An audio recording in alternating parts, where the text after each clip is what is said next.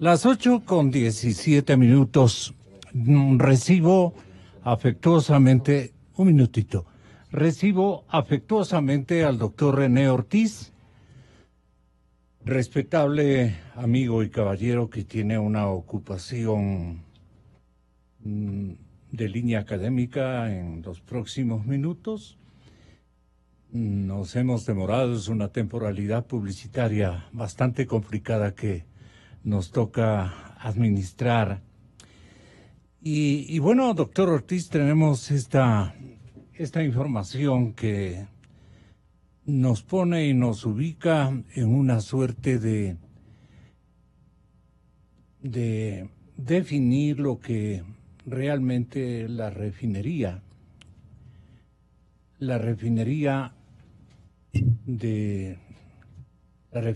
que piensa instalar en esta parte de administrativa el gobierno nacional.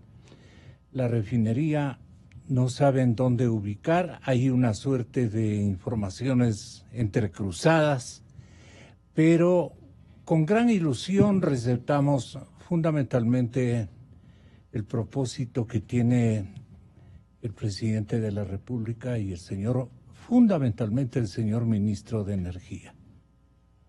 El señor ministro de Energía está haciendo cosas muy importantes, muy interesantes, con cálculos ubicados en el interés nacional y pare de contar. Así es que yo quiero rescatar a la mayor brevedad posible, no por tiempo nuestro, sino por su tiempo, lo que usted ha balanceado, ha ejercitado una evaluación de esta iniciativa del señor ministro Carlos Pérez, que tuvo la bondad el otro día nomás de estar por cerca de 1 hora con nosotros. Así es que, exsecretario de la OPEP, conocedor de la materia petrolera, ¿cómo le parece este anuncio preliminar que nos acaba de hacer el gobierno respecto a fundar otra refinería? Porque sería una refundación, ¿o cómo le tenemos que entender, asimilar? Muchísimas gracias, Gonzalo, por la invitación. Permítame saludar a su distinguida audiencia y a mi contertulio Marco Flores, que es mi distinguido amigo, y paso a comentarle directamente lo que significó para los ciudadanos el noticiero del día de ayer, donde el ministro de Energía y Recursos No Renovables explicaba a breves rasgos un proyecto nuevo de refinería y señalaba, pues, a todos nos sorprendió, esto no estaba en la agenda. Digamos, hemos seguido muy de cerca las acciones del ministro y hemos aplaudido en varios aspectos las negociaciones o renegociaciones que han tenido que hacerse, y a la ciudadanía y a mí también me sorprendió la nueva refinería. Pero él explica, dice que sería una inversión privada y que tiene un orden de magnitud de $6,000 millones. ¿No está sujeta a ningún trueque de no petróleo sé, crudo? No sé. No, eso claro. Sí, iba a decirle justamente. Dijo que no habrá una licitación. Entonces, ahí me sorprendió entre 6 inversionistas. Entonces, para mí no está claro si Petroecuador, la empresa que licita o quién licita este proyecto y por cuánto tiempo, porque me imagino, porque no es parte de la información, es una concesión, entonces probablemente es por unos 50 años, algo así, porque este es un proyecto gigantesco. No se pueden hacer refinerías de la noche a la mañana y cosas por el estilo.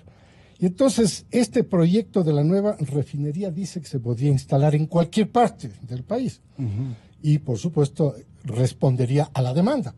Yo quisiera estar más cerca de la demanda, ¿no? Y por eso me instalo. Pero a la vez existen otras condicionantes, como por ejemplo dice el ministro, que no va a utilizar necesariamente crudo ecuatoriano, que puede comprarlo en el mercado en cualquier parte, es decir, es privada vive los riesgos del mercado, vive los riesgos de la economía nacional. Si fuera así, ¿qué le parece a usted? Y entonces, bueno, ahí está muy por encima el tema.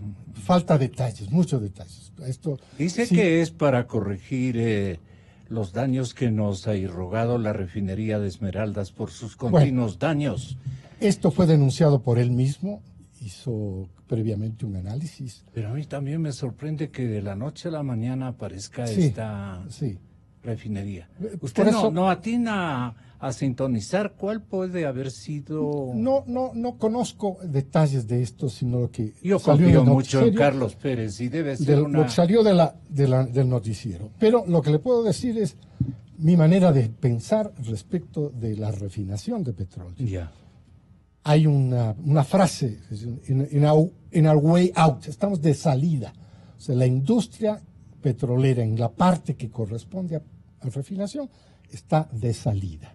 Es decir, hay una campaña mundial gigantesca que no podemos desconocerla.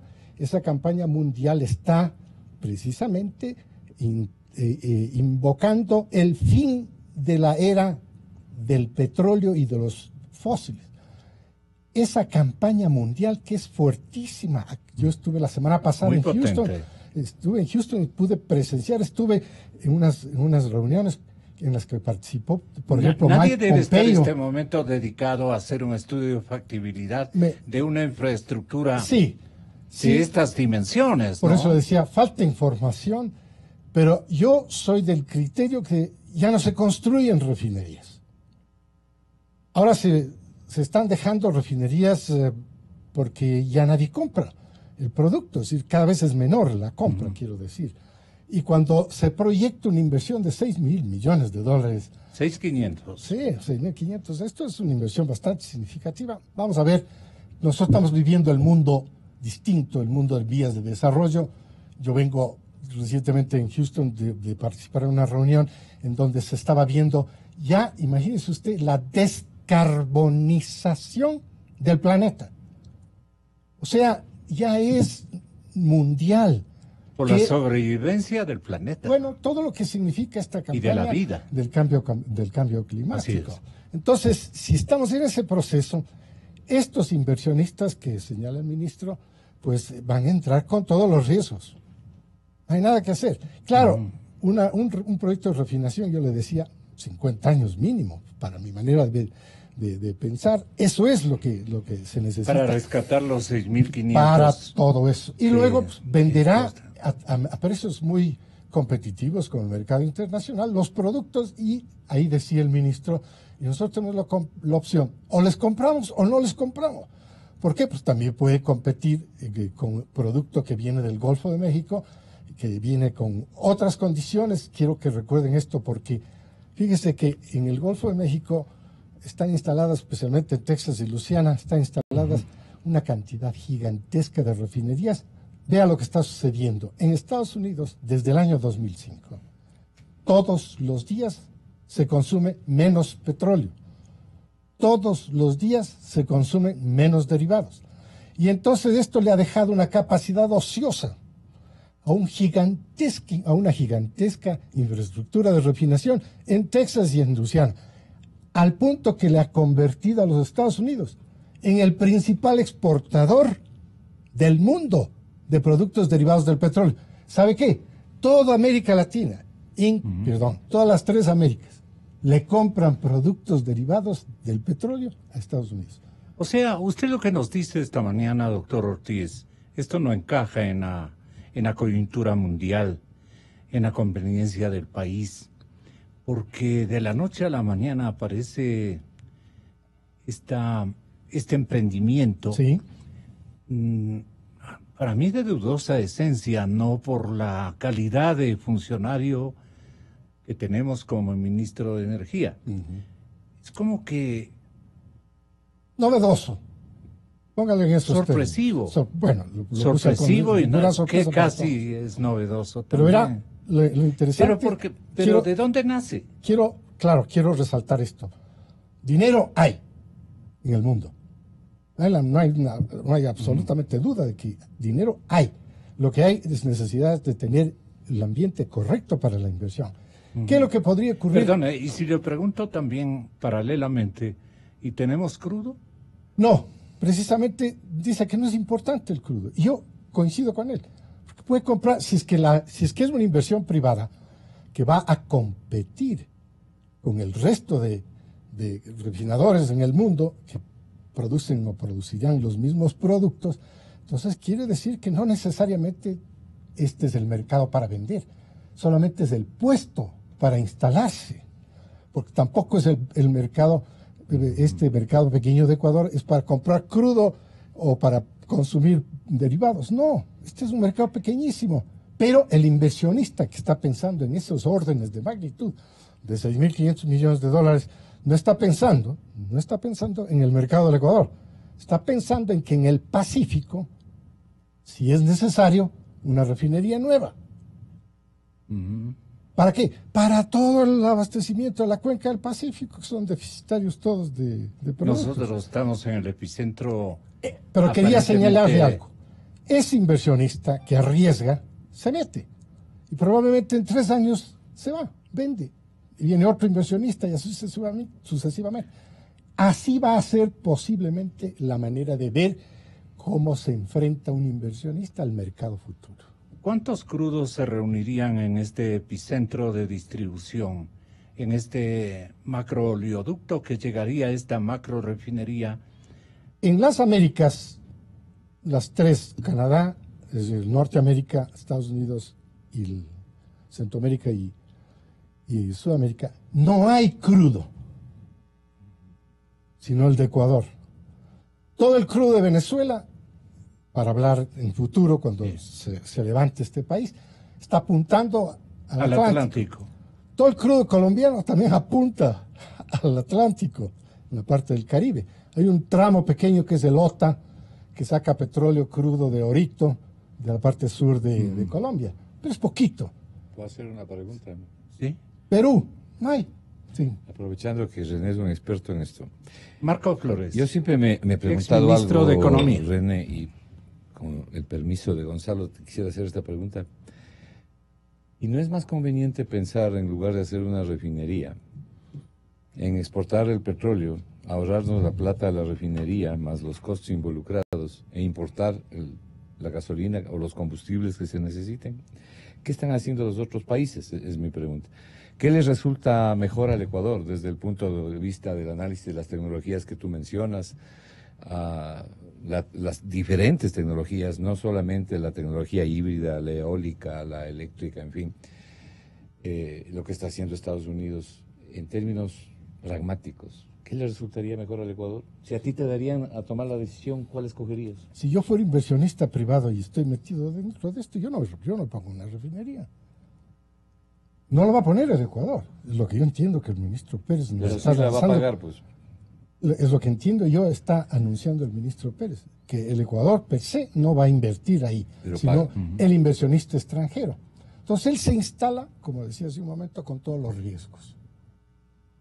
Y con todos los riesgos quiero decir que pueden caerse los precios del petróleo y a la vez se caerían los precios de los ¿O es derivados. para disimular el terreno de la refinería del Pacífico? Bueno, ahora sí queda enterrado para mí, no le llame terreno más, llámele el cementerio.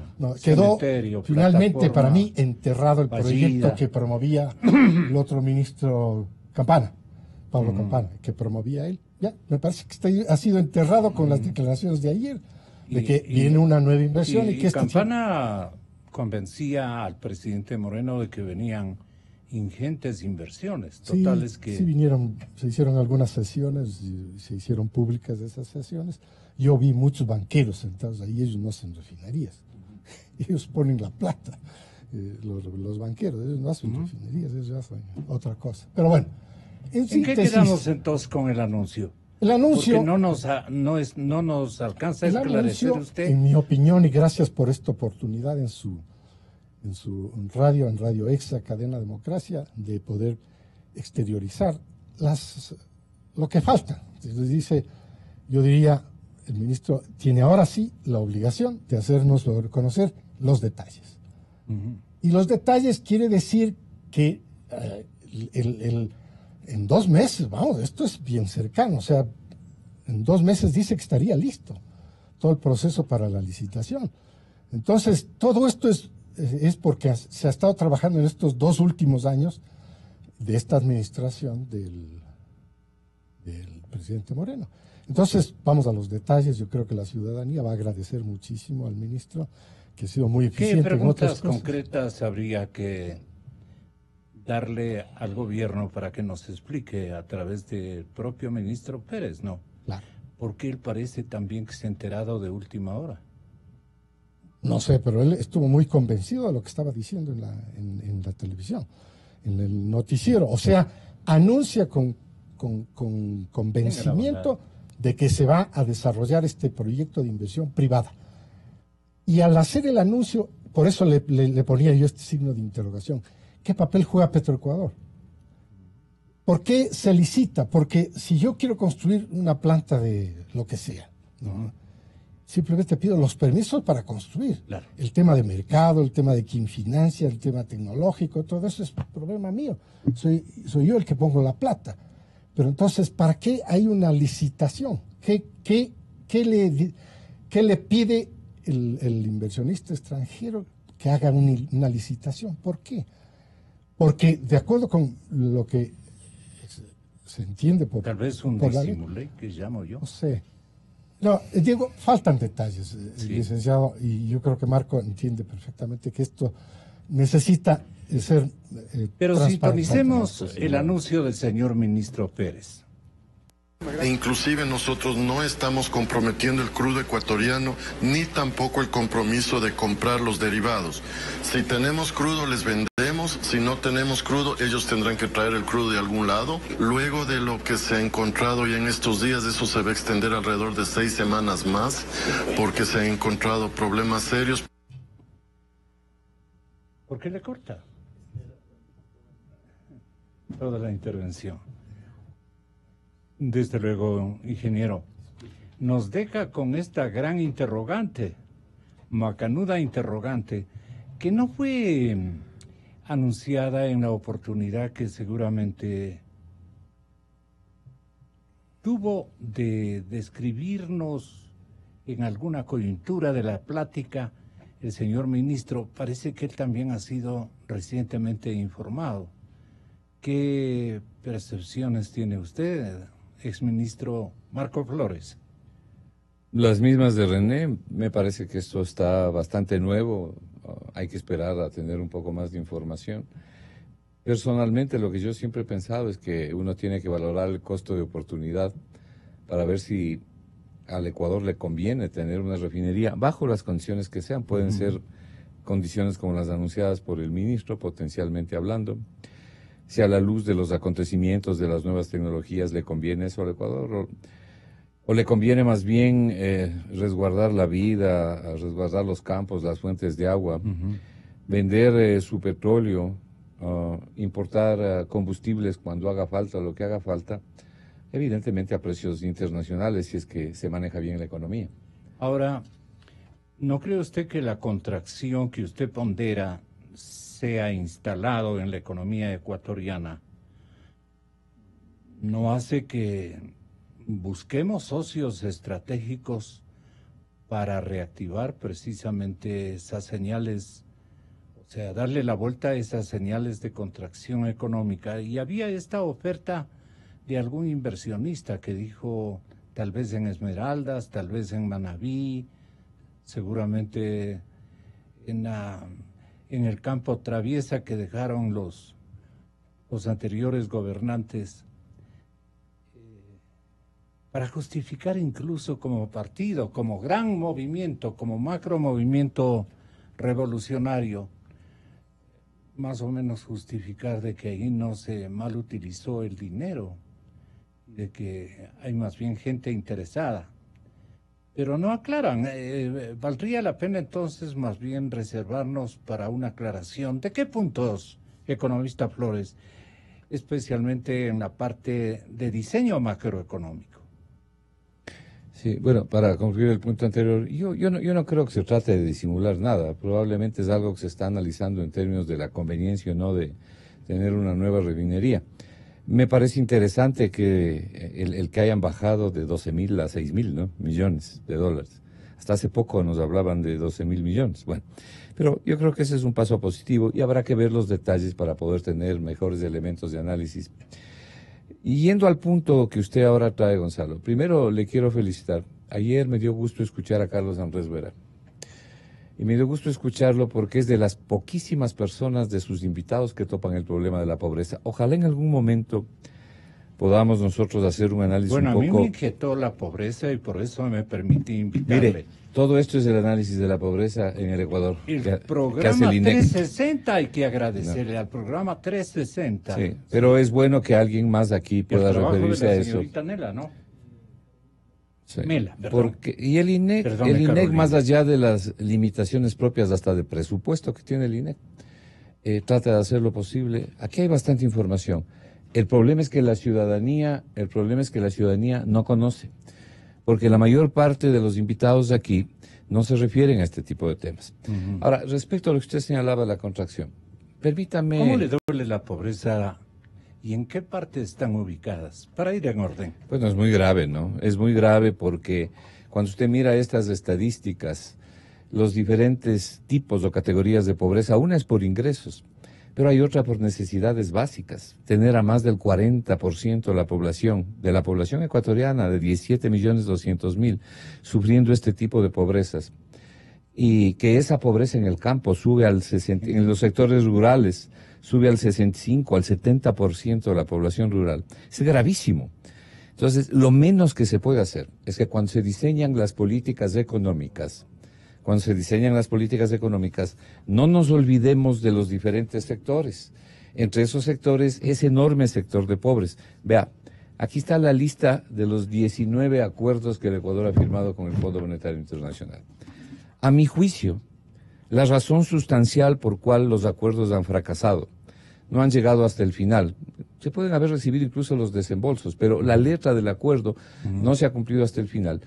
Es porque el país, y creo que el acuerdo actual peca también de eso, el país asume unos compromisos que en determinado momento no los puede cumplir. Por ejemplo, ayer le oí a uno de estos jóvenes empresarios que circulan por la televisión que decía, no perdamos de vista, decía que el IVA en el Ecuador es el más bajo de América. Y era favorable más bien a un incremento de los impuestos. Primero, para analizar el tema de los impuestos hay que mirar los impuestos en contexto. Por ejemplo, la empresa no solamente paga el 25% de impuesto a las corporaciones, también paga el 15% de utilidades, hay que considerar eso. Pero hay que considerar que el IVA es un impuesto especialísimo porque le pega a todo el mundo, pobres, ricos, medianos, paupérrimos, no es cualquier cosa. Le decía esto para poner, a pesar de que a mí no me gusta la frase esa de poner las cosas en contexto, para indicarle lo siguiente, la mayor parte de las cosas positivas que tiene el acuerdo, por no decir casi todas las de las positivas, no de las negativas, las propuso el Foro de Economía y Finanzas hace un año, comenzando por eliminar ese 15% de discrecionalidad para que cualquier ministro de Finanzas modifique el presupuesto por su sola decisión. Eso es un verdadero absurdo. Hace más de un año venimos diciendo eso, y están los documentos escritos. Pero el punto central aquí, en donde nosotros diferimos, es en el camino para lograr los objetivos. Nosotros consideramos que el camino que han tomado las autoridades económicas del gobierno es un camino equivocado. Esto es lo que no hubo tiempo para poderle explicar la semana pasada. Y por eso permítame darle las siguientes cifras. No es de gana. Y por eso creemos que es un error grave de política económica el que se está cometiendo y que terminará reventando el acuerdo más rápido que tarde, ¿no? El Ecuador a lo mejor pueda beneficiarse de algunos desembolsos, ojalá que sí. Pero mire usted lo siguiente. En los 3 últimos años hay un descenso dramático del crecimiento económico. He estado viendo las cifras que publica la Cámara de Comercio de Guayaquil en estas últimas horas y veo la caída sustantiva de las ventas. Y cuando caen las ventas, lo que viene atrás es una caída del empleo. Y las ventas caen, las ventas de las empresas caen, ¿por qué? Porque la demanda cae. Y la demanda cae porque no hay suficiente liquidez para poder demandar, es decir, falta empleo. Bueno, si usted tiene una economía, Gonzalo, que durante 3 años consecutivos desciende, eso es lo que los economistas llamamos, estamos en la bajada del ciclo. Usted lo que tiene que hacer es reactivar la economía. ¿Qué significa la bajada del ciclo? Esto, que el crecimiento económico va en descenso. Entonces es un ciclo que va en descenso. Mire, hace 2 años, por ejemplo, el PIB creció como al 2,5%. Usted está anunciando paralelamente una contracción. Pero sin duda. Y con lo que están haciendo peor. ¿Y es de la región o del país? Sobre todo del país, porque esto están revelando las propias organizaciones internacionales, como el propio Fondo Monetario, que dice que este año la economía va a crecer en 0,7%. Yo más bien creo que crecerá incluso en el 1% o quizás un poco más del 1%, pero permítame desarrollar la idea. Porque desgraciadamente yo tengo la impresión de que la información le llega de manera parcial al presidente de la República. Y al presidente de la República y agentes alrededor de él que sí ¿Por qué le llega parcial? Porque por lo que porque oigo resulta para algunos vergonzantes no haberla advertido en la planificación por lo que oigo macro. que los voceros de estas tesis dicen en los medios de comunicación. Ajá. Ellos son los que comunican ahí y son los que tienen acceso. Pero además es importante que a los cercanos del presidente de la República les llegue un cuadro un poco más amplio de la situación para que ellos puedan asesorar bien al presidente. Yo creo que ahí falta asesoría de otros lados también. Le estaba diciendo lo siguiente. Hace 2 años la economía, o sea el PIB, creció más o menos en 2,5%. El año pasado, y eso estoy tomando solo los últimos años, el año pasado la economía creció al 1,5%. Fíjese, bajó casi a la mitad. Este año el Banco Central dice que la economía va a crecer al 1%. O sea, seguimos bajando. Ese es un ciclo económico negativo. El desempleo se ha magnificado en el Ecuador, el desempleo y el subempleo. Ya sabemos los ecuatorianos que es del 60% de la fuerza laboral, es decir, el 60% de 8 millones de personas. Cuando sube el desempleo y el subempleo, cuando cae la producción de bienes y servicios, que es el PIB, o sea, el tamaño de la economía. Pero además, cuando usted se da cuenta que se afecta el consumo de los hogares, el consumo de los hogares es el que explica el 60% del PIB. No es cualquier cosa. Y si usted le suma el consumo público, el PIB está explicado en un 75% por el consumo. Lo que trato de decir es que el consumo es clave. Pero resulta que el consumo está cayendo sustantivamente según están revelando las propias cámaras de la producción y la información del Banco Central.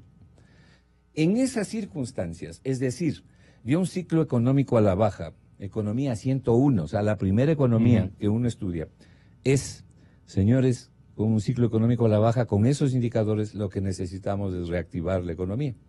Infortunadamente, el programa del Fondo Monetario, casi siempre todos los programas del Fondo Monetario apuntan a recaudar más ingresos por la vía de los tributos, a reducir el gasto, es decir, a bajar la demanda.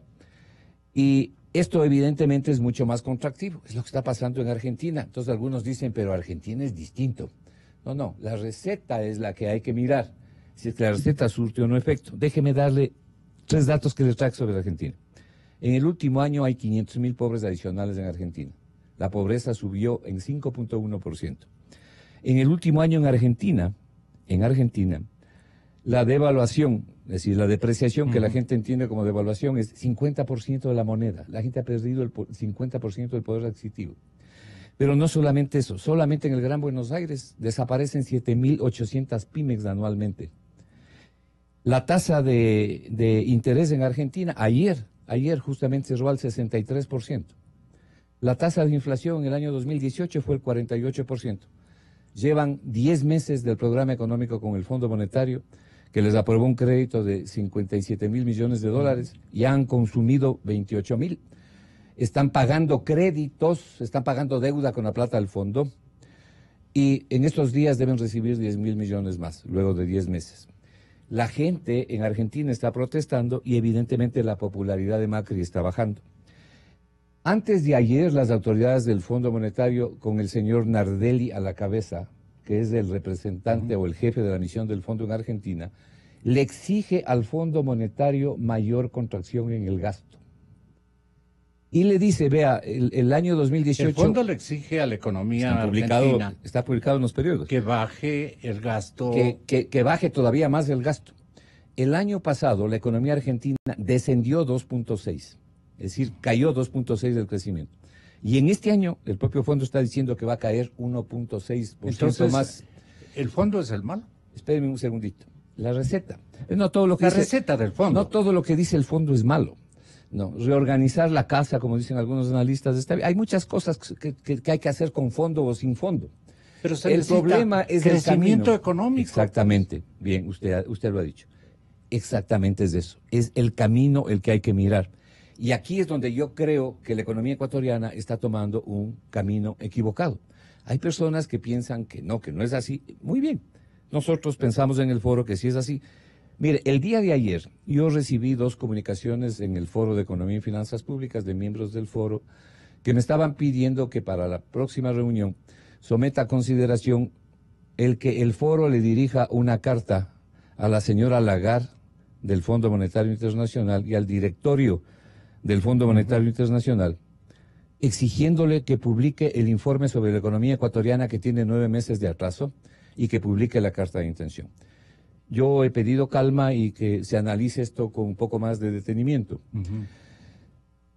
Aquí falta además transparencia. Ese informe que tenía que haberse publicado en septiembre del año 2018 no se publica única y exclusivamente porque las autoridades ecuatorianas no lo permiten. Y la carta de intención o el acuerdo firmado con el fondo no se publica por la misma razón. Y ese a mí me parece que es un serio error que se comete y que el presidente de la República debería evitarlo. No se puede presentar aquí, en definitiva, las resoluciones de un programa con los ojos vendados a la sociedad. Y creo que no es lo correcto, que no es lo que se debe hacer. Bueno, nosotros analizaremos... Pero, ¿cómo cree usted que calcula el crecimiento económico más o menos indispensable que requiere la economía ecuatoriana el señor presidente de la República, o está sujeto a engaños de 2 bandas?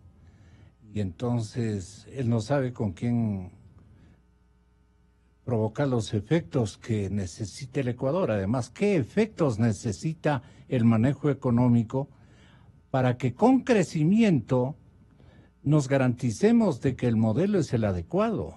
Es que las personas que dirigen la economía, yo no creo que sea un engaño, el problema es una apreciación equivocada. Es que las personas que dirigen la economía consideran que para poner la casa en orden se requiere magnificar la recesión o la contracción económica y que luego de eso va a empezar la felicidad. Pero luego de 1 o 2 años de... ¿Quiénes son ellos? Las autoridades económicas y en general el gobierno. Ellos están diciendo que la economía tiene que enfriarse, que es un trago amargo que hay que pasar, que no podemos evitar, que la economía tiene que decrecer mientras se organizan bien las variables económicas y se hacen bien las cosas para volver a crecer. El problema es que ese volver a crecer, y ya 3 años no hemos crecido, es crecer sobre una cantidad de cadáveres. ¿Cuáles cadáveres? Por ejemplo, la falta de crecimiento económico es letal para las pymes. Letal. Entonces, si usted exacerba la reducción del crecimiento económico, usted va a ver aquí empresas desapareciendo, empresas que no pueden mantenerse en el mercado. Eso es lo que está pasando con las ventas. Si esa situación de las ventas que está diciendo el presidente de la Cámara de Comercio de Guayaquil, está presentando unos gráficos que dicen, miren cómo están cayendo las ventas. Si las ventas caen, como le decía hace un momento, es porque no hay demanda suficiente. ¿Y por qué cae la demanda? Es que no hay liquidez interna. Exactamente.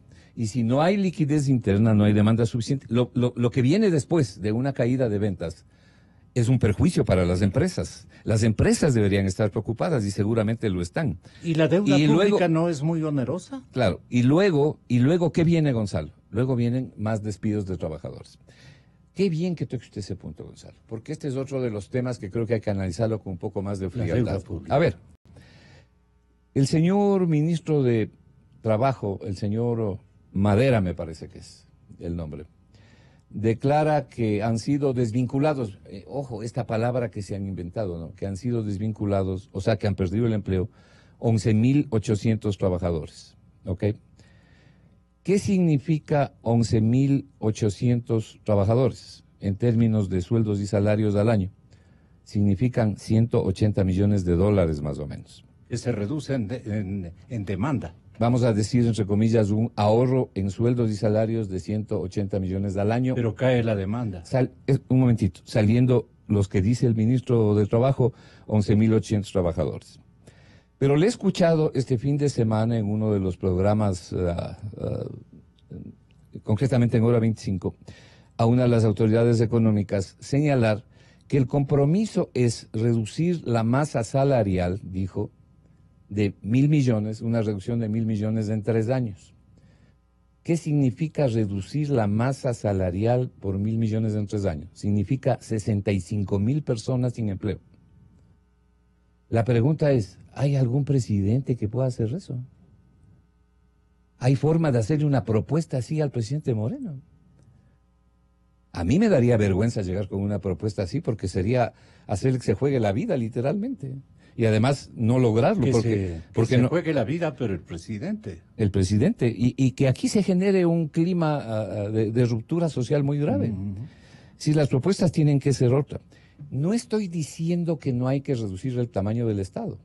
Pero el tamaño del Estado tiene que reducirlo, Gonzalo, cuando usted genera crecimiento económico, pues. Entonces, lo primero que tiene que hacer es generar crecimiento económico y hacer un plan de reducción del tamaño del Estado, en donde también reduzca el exceso de burocracia.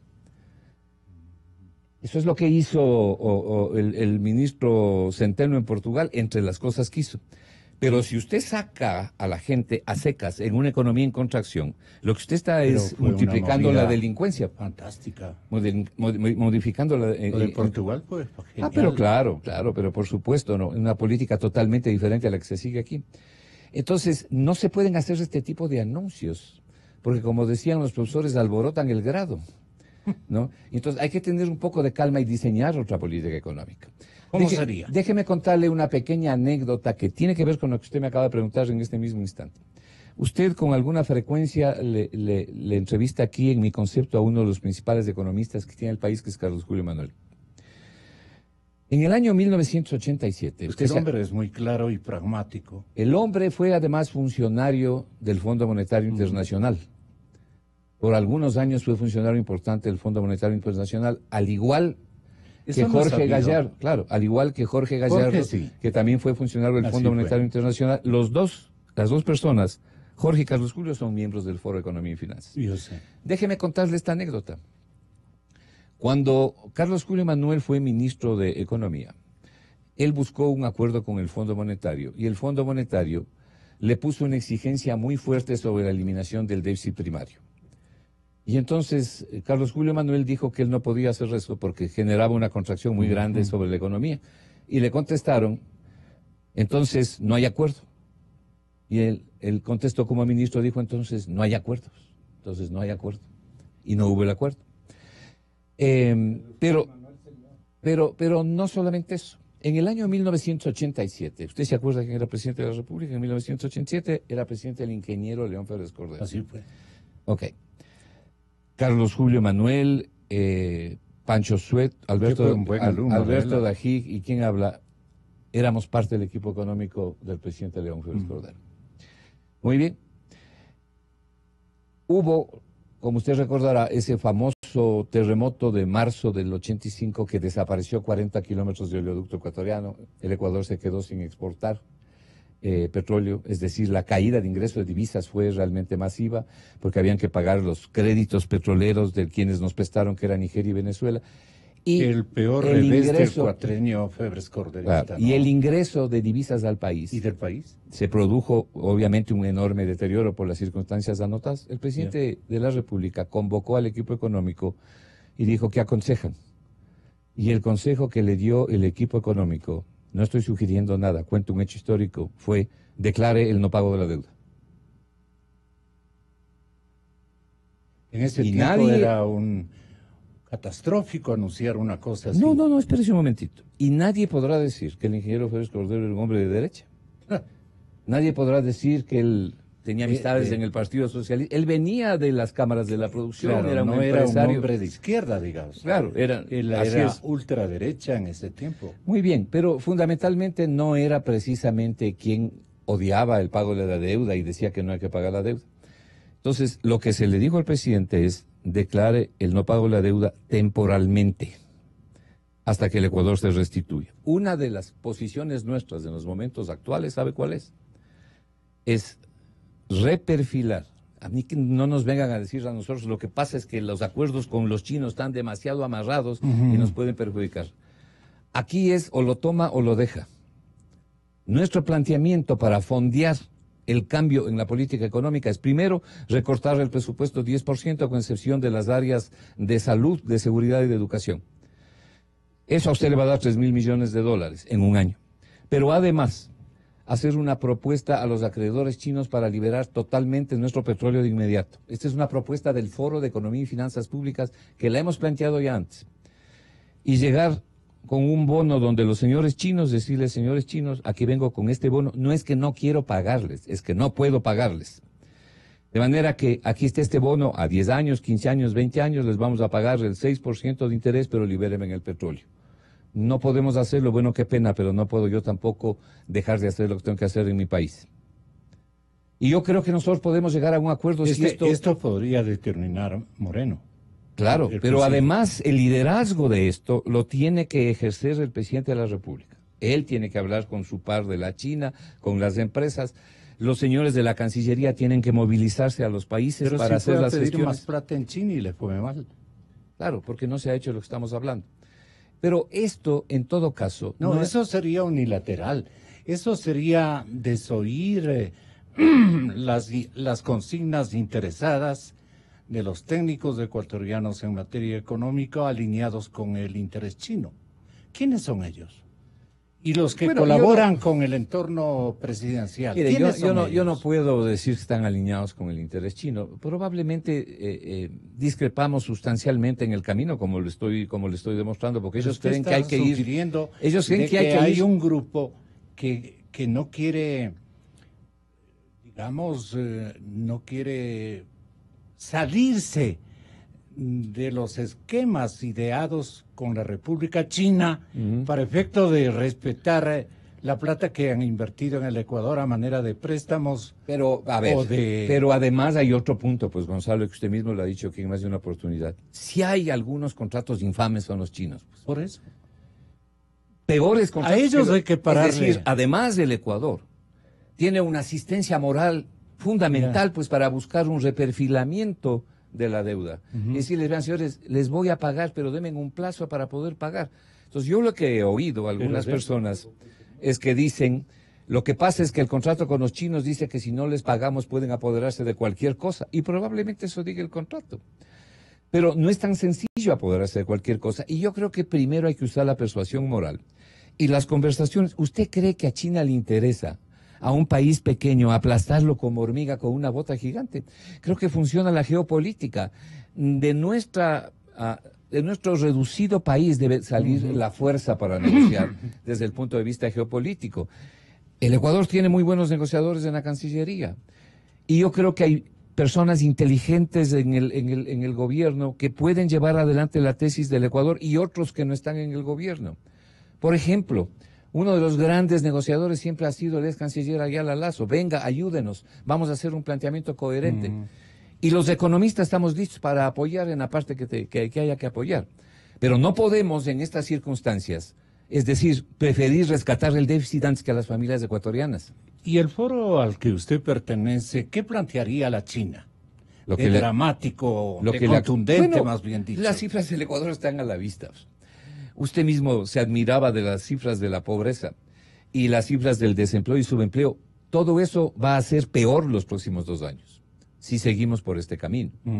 Yo no estoy diciendo que no hay que hacer muchas de las cosas que se están planteando, pero hay que tener prioridades en la vida y hay que saber escoger los mecanismos para llevar adelante. ¿Qué tenemos que escoger este momento? Bueno, lo primero que le estoy diciendo, hay que hacer un fondeo para lograr, en primer lugar, generar políticas de reactivación. De pagar la deuda. Y la principal política de reactivación en estos momentos es bajar el IVA 2 puntos.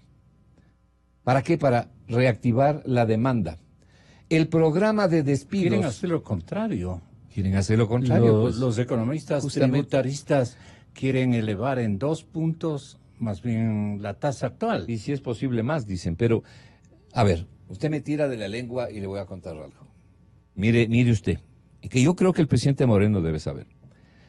Reiteradamente, y en este programa del fin de semana se volvió a decir, se ha dicho aquí que las remisiones tributarias de intereses, atrasos y multas han beneficiado a 350,000 personas.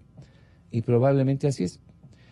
Y eso le permitió al Estado obtener a final del año pasado $1.200 millones aproximadamente.